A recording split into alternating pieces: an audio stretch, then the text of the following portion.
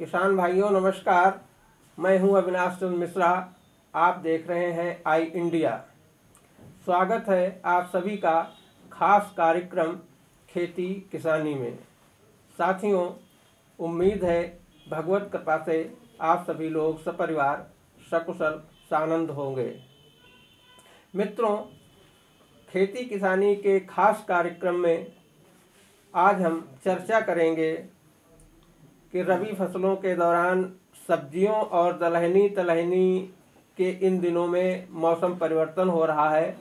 ऐसे में कौन कौन सी बीमारियों का प्रकोप हो सकता है और उनसे अपने फसलों की कैसे सुरक्षा की जा सकती है। इस पर चर्चा के लिए हमारे साथ विशेष कार्यक्रम में खास मेहमान के तौर पर मौजूद हैं कृषि विज्ञान केंद्र कटिया के कृषि वैज्ञानिक डॉक्टर दयाशंकर श्रीवास्तव जी। तो आइए मिलते हैं अपने खास मेहमान डॉक्टर दयाशंकर श्रीवास्तव जी से।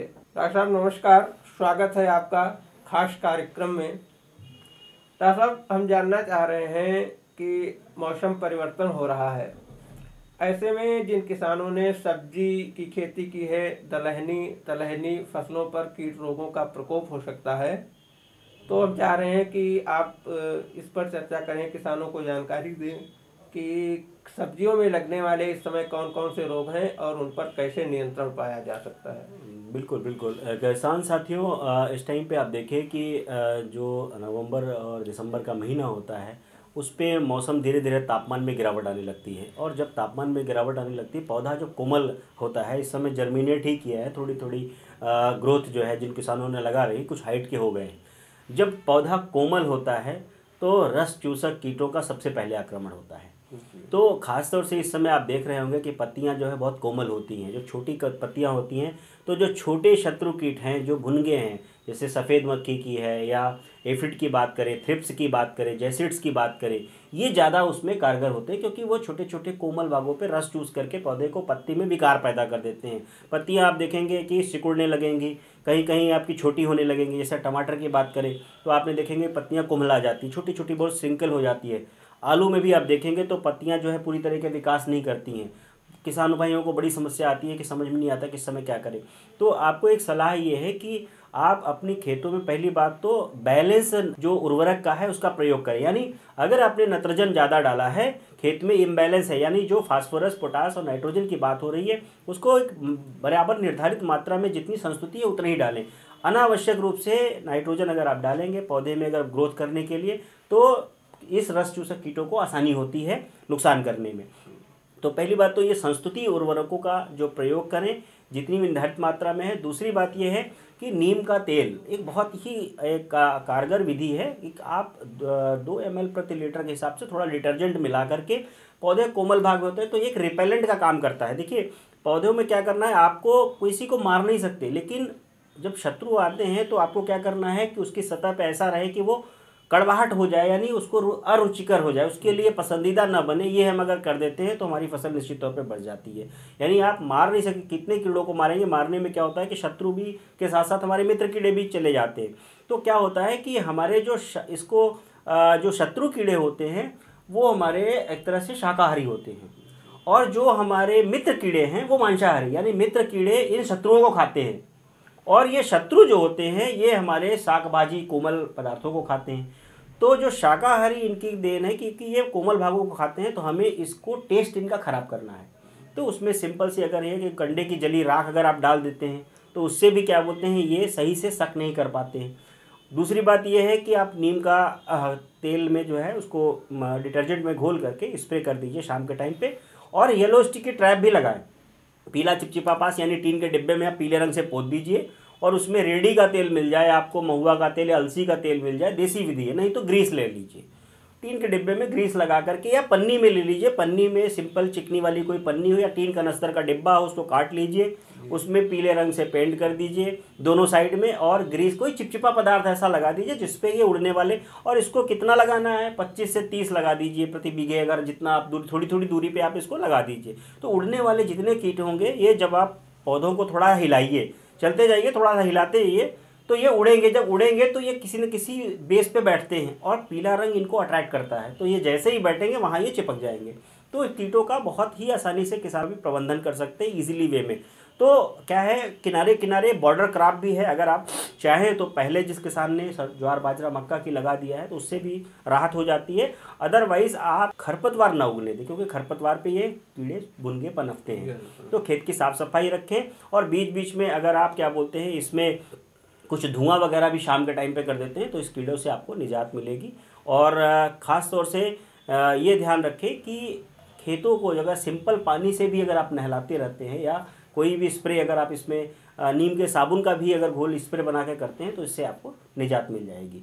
तो कुल मिलाकर के अभी कोमल पौधों में, सब्जियों में खास तौर से रस चूसक कीटों से आपको बचाना है, ताकि आपको ये जो कोमल भाग है इसको ये डिस्टर्ब न कर पाए। ये अगर आपने बचा लिया तो आगे की फसल आप फिर आपकी स्वस्थ हो जाएगी। तो साथियों, हमने जाना कि सब्जियों में किस तरह से हम कीट रोगों से अपनी सब्जियों को बचा सकते हैं। डॉक्टर साहब, हम कह रहे हैं जैसे चना, मटर, मसूर आदि दलहनी जो फसलें हैं, इनमें इस समय कौन से कीट रोगों का हमला हो सकता जी है? बिल्कुल। और उनकी कैसे सुरक्षा किसान करें? बिल्कुल किसान साथियों, देखिए चना, मटर और हम मसूर की अगर हम बात करें, उनमें भी रस चूसक कीटों की ही समस्या है। सेम लगभग जो सब्जियों की सब प्रॉब्लम है वही चना मटर, क्योंकि इसमें भी कोमल भाग अभी निकले, क्योंकि बहुत जगह पे ज़्यादा अभी चने की बुआई भी चल रही है। कुछ किसान लेट से भी कर रहे हैं, कुछ किसान ने कर दिखा तो अभी जमा हुआ है, तो बहुत विशेष वो नहीं है। लेकिन खासतौर से ये ध्यान रखें कि जैसे ही अंकुरण होगा, कोमल भाग होंगे, तो ये रस चूसक कीट इंतज़ार करते रहते हैं। तो इसलिए इनको शिकार न होने दें। इस पे जो है अगर आपने कोमल भागों को, यानी जैसे कहते हैं ना शिशु अवस्था में पौधे को आपने बचा लिया, जैसे हम नर्सरी लगाते हैं तो नर्सरी में अगर आपने रोग मुक्त, कीड़ा और बीमारी मुक्त अगर आपने नर्सरी, स्वस्थ नर्सरी उगा ली तो मेन खेत में आपके प्रकोप होने की संभावना काफ़ी कम हो जाती है। तो क्या करना है कि कोमल भाग में अगर आप शुरुआती अवस्था में कीट रोग से लड़ने में अगर आप सफल हो गए तो पोषक तत्व पौधा ज़्यादा से ज़्यादा पोषक तत्व उसको पौधे पे लगेगा। और खाते में कंपटीशन का ध्यान रखना है, वीड नहीं रखना। जिस किसान भाइयों ने अगर खरपतवार का नियंत्रण नहीं कर रखा है जो है, तो उनके लिए एक सलाह है कि निकाई गुड़ाई से ही आप खरपतवार नियंत्रण करें, रसायन के चक्कर में न पड़े आप। क्योंकि रसायन अगर जरा से भी अगर आपकी असावधानी हो जाती है, किसी लेबर के थ्रू डालते हैं, अगर उसने कोई गलत, कभी कभी दुकानदार भी गलत रसायन दे सकता है, तो इसलिए विश्वसनीय कृषि विशेषज्ञों की राय पे रसायन का प्रयोग करें।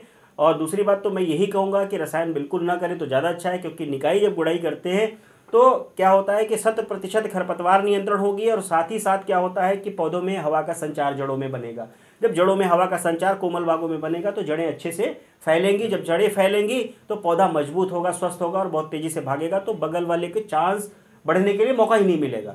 तो कोशिश यही करें कि उसमें नमी बनाए रखें। और कीट रोग नियंत्रण के लिए जैसा कि मैंने सब्जी में बताया वैसे ही नीम ऑयल का प्रयोग करते रहें, डिटर्जेंट मिला करके डालते रहें, धुआं करते रहें, येलो स्टिकी ट्रैप उसमें भी लगा दें काफ़ी ज़्यादा में, राख का भी प्रयोग करते रहें, बुरकाव करते रहें, और खरपतवारों को बिल्कुल विलुप्त करते रहें, निकालते रहें। कुछ दिनों के बाद कटुआ कीट अभी चने में दिखाई देगा, जैसे जैसे तापमान गिरेगा वो कटुआ कीट आके काट देगा, पूरे चने के पौधे को काट देगा। तो उसमें एक देसी इलाज है, जो दूब घास वगैरह जहाँ कहीं भी जमी होगी या घास होते हैं उसको आप क्या करें, निकालने के बाद कुछ कुछ ढेरे जो है 10-20 जगह खेत में रख दीजिए।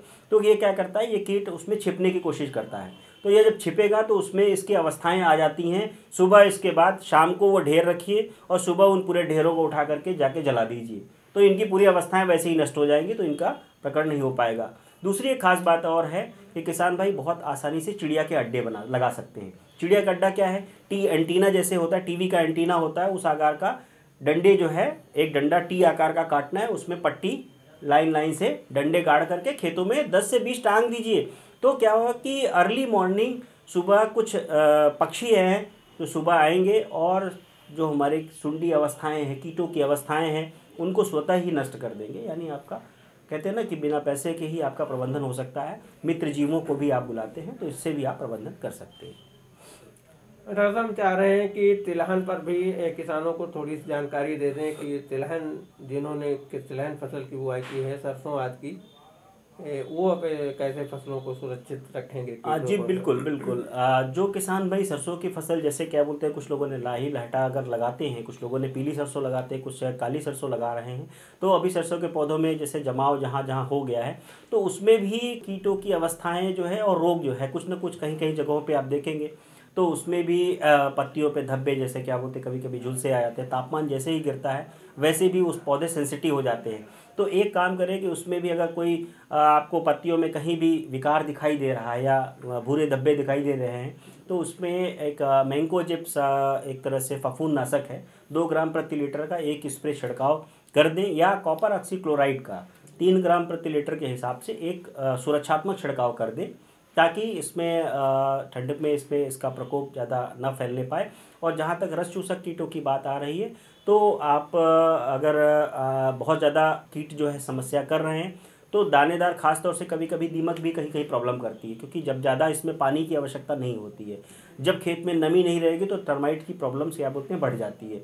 तो ऐसे केसों में दीमक के लिए फिप्रोनिल 3G इसको 2 किलो बीघे के हिसाब से यानी 10 किलो एकड़ के हिसाब से खेतों में अगर आप प्रयोग करते हैं तो ज़मीन में जो भी कीट होंगे या दीमक के साथ साथ अन्य कीट भी होंगे तो वो नियंत्रित हो जाएंगे इस समय। तो एक जो है दवा का अगर आप प्रयोग करते हैं तो इससे लगभग आपको 15-20 दिन से तक राहत मिल सकती है। और साथ ही साथ क्या करते हैं, निगरानी अवश्य करते रहें। जो भी किसान भाई हैं अपने खेतों की शुरुआती अवस्था में किसान वही अच्छा है जो अपने खेतों की प्रतिदिन निगरानी करता है। तो समस्याएं अगर आपको निजात पानी है तो अपने खेतों की निगरानी अवश्य करें, यानी दूसरे के भरोसे, यानी आप कभी ऐसा नहीं कि खेत में 10-12 दिन के बाद जाएं आप, क्योंकि क्या है तब तक में अवस्थाएं आपके जानकारी के अभाव में वो अवस्थाएं बढ़ जाती हैं। तो क्या करें, जब आप निगरानी करेंगे तो आपको शुरुआती अवस्था में ही पता चल जाएगा क्या समस्या आ रही है। अगर कोई विशेष दिक्कत आ रही है, किसी भी तरीके का अगर इम्बैलेंस है तो वो पोषक तत्वों की भी कमी होगी, तभी कभी कभी लक्षण दिखते हैं कमी के।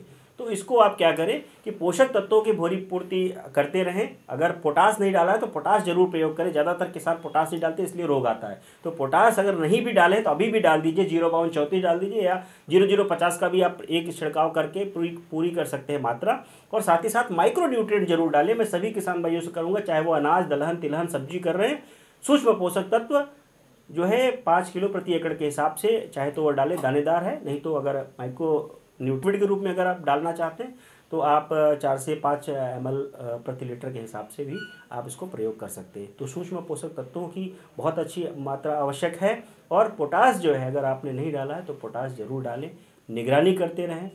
और कुछ देसी पद्धतियों का भी अगर आप प्रयोग करेंगे तो निश्चित तौर पे आपकी लागत भी कम होगी और आपको अच्छा मुनाफा होगा। तो किसान साथियों, हमने आज जानकारी हासिल की कि सब्जियों को और दलहनी तिलहनी फसलों को किस तरह से हम कीट रोगों से बचा सकते हैं, और वह भी देसी पद्धतियों से। यानी डॉक्टर साहब की सलाह है कि हमें रासायनिक उर्वरकों से परहेज करना है और कीटनाशक जो तमाम तरह के आ रहे हैं उनसे बचाव करते हुए राख, सूखी हुई घास को एकत्रित करके हम किस तरह से अपनी फसलों को बचा सकते हैं। तो साथियों, हम चाह रहे हैं कि आप सभी लोग डॉक्टर साहब के द्वारा दिए गए सुझावों पर अमल करें और जहां तक हो सके तहां तक देसी पद्धतियों से ही अपने फसलों की रक्षा करें, क्योंकि ऐसी फसलें स्वास्थ्य के लिए भी लाभदायक हैं। मित्रों, चलते हैं और फिर मिलेंगे अगले सप्ताह अपने खास कार्यक्रम खेती किसानी में। तब तक के लिए इजाजत दीजिए। नमस्कार। खबर आपकी, नजर हमारी। देखते रहिए आई इंडिया।